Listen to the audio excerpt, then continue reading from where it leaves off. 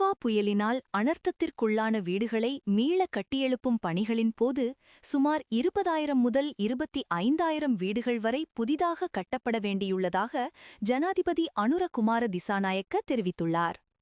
இன்று முற்பகல் கல்நேவ ஹந்துன்கம அலுபெத்த பகுதியில் முழுமையாக சேதமடைந்த வீடுகளுக்கு பதிலாக புதிய வீடுகளை அமைப்பதற்கும் வீடு ஒன்றை கட்டுவதற்கு 50 லட்சம் ரூபாய் நிவாரணம் வழங்கும் திட்டத்தை ஆரம்பித்து வைத்து உரையாற்றும் போதே ஜனாதிபதி இதனை தெரிவித்தார். அங்கு மேலும் ஜனாதிபதி கருத்து வெளியிடுகையில், தற்போதைய அறிக்கைகளின்படி சுமார் 6,000 வீடுகள் முழுமையாக சேதமடைந்துள்ளன. மேலும் 17,000 முதல் 18,000 வீடுகள் பகுதியளவில் சேதமடைந்தும் அல்லது வசிக்க முடியாத அபாய நிலையிலும் உள்ளன. எனவே ஒட்டுமொத்தமாக 20,000 முதல் 25,000 வீடுகள் வரை கட்ட வேண்டியுள்ளது. 2026ஆம் வரவு செலவு திட்டத்தில் மேலும் 31,000 வீடுகளை கட்ட நிதி ஒதுக்கப்பட்டுள்ளது. இதில் எமக்கொரு வீடு திட்டத்தின் கீழ் கிராமங்களிலுள்ள வறிய மக்களுக்காக 10,000 வீடுகளும், தேசிய வீடமைப்பு அதிகார சபையூடாக மேலும் 10,000 வீடுகளும் கட்டுவதற்கு திட்டமிடப்பட்டுள்ளன. யுத்தம் 2009ஆம் ஆண்டில் நிறைவுக்கு வந்தபோதிலும் இன்னும் பலர் முகாம்களில் வாழ்ந்து வருகின்றனர்.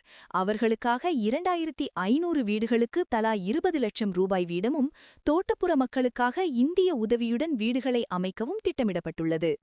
இவ்வாறான சூழலிலேயே மேலதிகமாக இந்த 25,000 வீடுகளை கட்டும் பொறுப்பு ஏற்பட்டுள்ளதாக ஜனாதிபதி தெரிவித்துள்ளார்.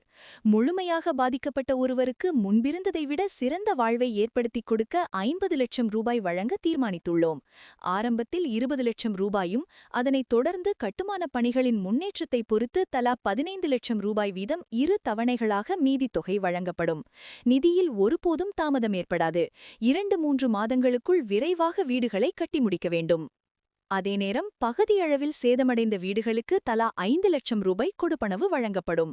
எமது தற்போதைய வாழ்க்கை தரத்திலேயே இருக்கக்கூடாது. தற்போதைய நிலையிலிருந்து மேம்பட்ட வாழ்க்கை முறைக்கு செல்ல முற்பட வேண்டும்.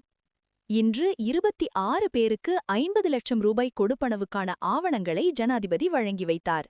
ஏனைய பயனாளிகளுக்கும் இந்த நிதி விரைவாக கிடைக்கப்பெறும் என உறுதியளிக்கப்பட்டது.